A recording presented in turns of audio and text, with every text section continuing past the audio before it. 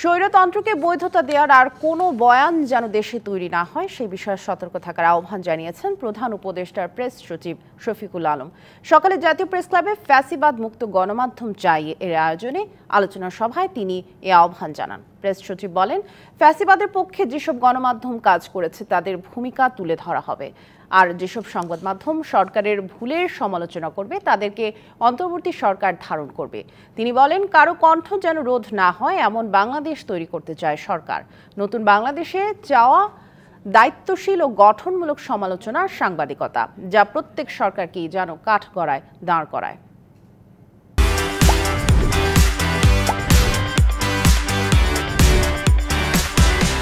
আমরা এমন একটা জার্নালিজম করতে চাই সে প্রত্যেকটা গভর্নমেন্টকেই যেন কাঠগড়ায় দাঁড় করায়, সেটা আজকে ইন্টারিম গভর্নমেন্ট হোক বা পরবর্তীতে পলিটিক্যাল গভর্নমেন্ট হোক।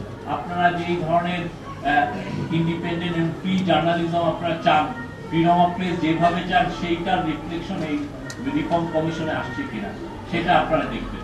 আমরা 1 থেকে 36-এ যেটা হয়েছে আমরা প্রত্যেকটা ডকুমেন্টেশন করতে